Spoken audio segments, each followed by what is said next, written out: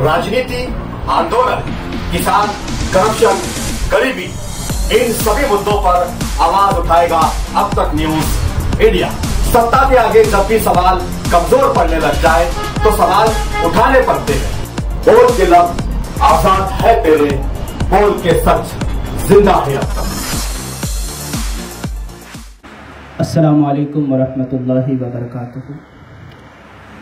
Dice पर मौजूद आज की इस तकरीब के सदर आले वकार मेरे कायद और न सिर्फ मेरे बल्कि हिंदुस्तान की 500 जमातों के कायद हॉनरेबल प्रेसिडेंट इकबाल ऑफिसर साहब, यूथ विंग इंडिया चैप्टर के चेयरमैन इमरान भाई फ्रूटवाला, एटीटी हाई स्कूल से तशरीफ़ लाए मोहतरम जमील करांती साहब, मशहूर शायर और हमारे बुजुर्ग असर सिद्दीकी साहब, कांग्रेस पार्टी के सदर एजाज बेग साहब, समाजवादी पार्टी के सेक्रेटरी मुस्तकीम डिग्निटी साहब, स्टैंडिंग कमेटी के साबिक चेयरमैन सलीम अनवर साहब और कॉरपोरेशन के कमिश्नर जो इस वक्त हमारे प्रोग्राम में तशरीफ़ लाए मोहतरम मकाम जादव साहब, इसी तरीके से समस्त मेमन जमात के जुमला जिम्मेदारान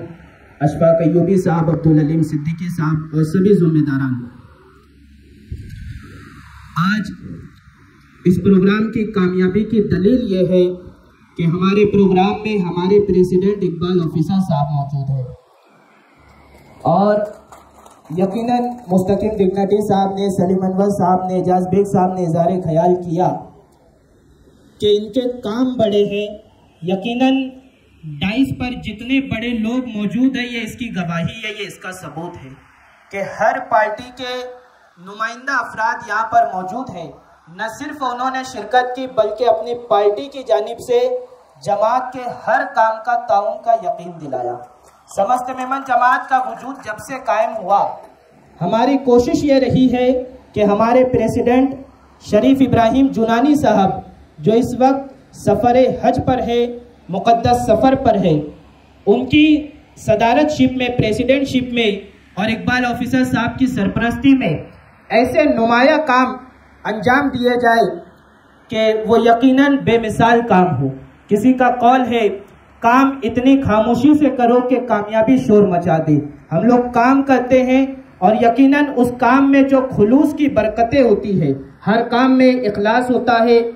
वजह यह होती है कि कौम का कुछ भला हो जाए। जब मेमन जमात मजबूत होगी, मेमन जमात के अफराद मजबूत होंगे तो यकीनन वो मजबूत होकर पूरे समाज का काम करेंगे, पूरे माशरे का काम करेंगे। मेमन जमात के जो काम होते हैं वो सिर्फ ये नहीं है कि मेमन जमात ही में हो, बल्कि कई सारे प्रोग्रामात हमने ऐसे किए।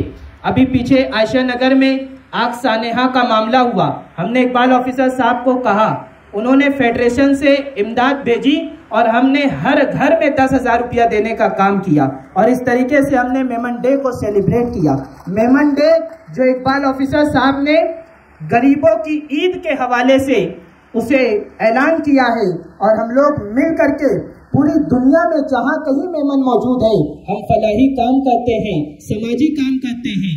जब से यूथ विंग का कयाम हुआ है, अभी मुस्तकीम भाई ने कहा कि पीछे MPL का प्रोग्राम हुआ, ऐसे लोगों को जोड़ा गया, नौजवानों को खेल कूद के जरिए से जोड़ा गया ताकि नौजवान स्पोर्ट्स से जुड़े तो वो नशे से दूर रहे। जब वो स्पोर्ट्स से जुड़ करके एक टीम वर्क में आते हैं तो फिर जब किसी के यहाँ मैयत होती है तो हम उसके गम में भी शरीक हो जाते हैं। कहीं कोई हादसे का मामला हो जाता है, जब टीम वर्क होता है। मैं बड़ी शान से ये बात कहता हूँ और अल्लाह के शुक्र के साथ ये बात कहता हूँ कि अल्हम्दुलिल्लाह इकबाल ऑफिसर साहब, इमरान भाई, मालेगांव की टीम वर्क बड़ी मजबूत है। मालेगांव की टीम वर्क इतनी मजबूत है कि उसके हर काम में अल्हम्दुलिल्लाह मजबूती होती है।